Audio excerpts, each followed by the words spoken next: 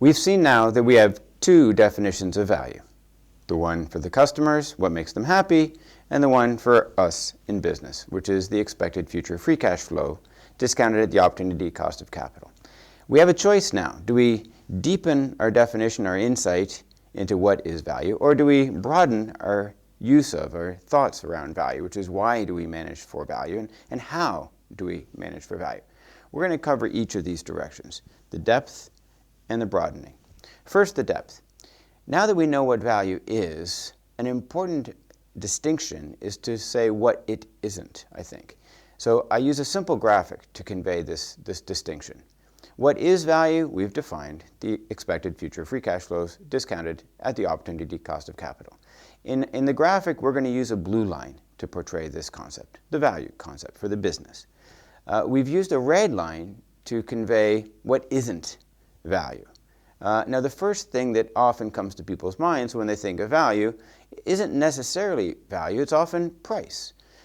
What is price? Well, price is what we agree to exchange something for. I buy a can of beans, I pay $1.50. You buy my car from me, you pay me 12,000 euros. So price is something which is basically the outcome of some kind of negotiated or market mechanism. Is price the same as value?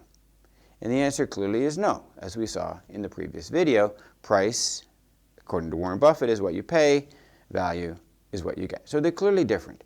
Now, in the capital market, we have share prices for many of our companies, the publicly traded companies.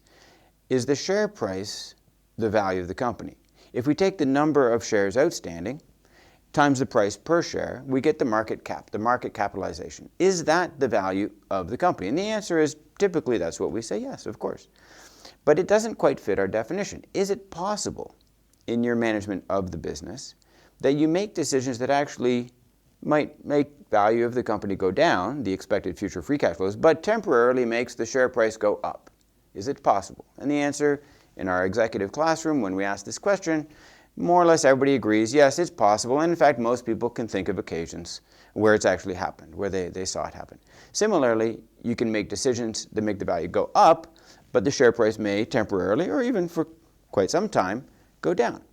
So price is not value. It's similar, but it's not value. And in your efforts to manage the business, we're emphasizing value.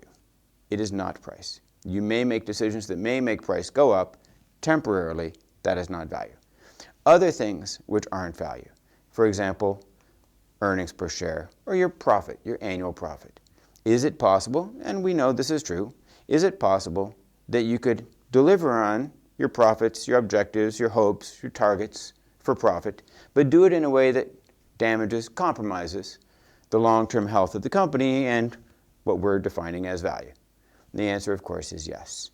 Again, many executives in our classrooms can give us very specific, concrete examples when they've done this and how they've done this. There are lots of other versions of the red line.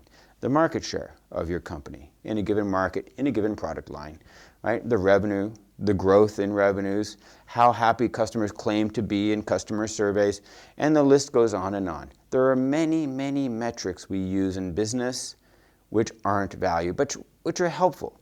So we're distinguishing value from what isn't value.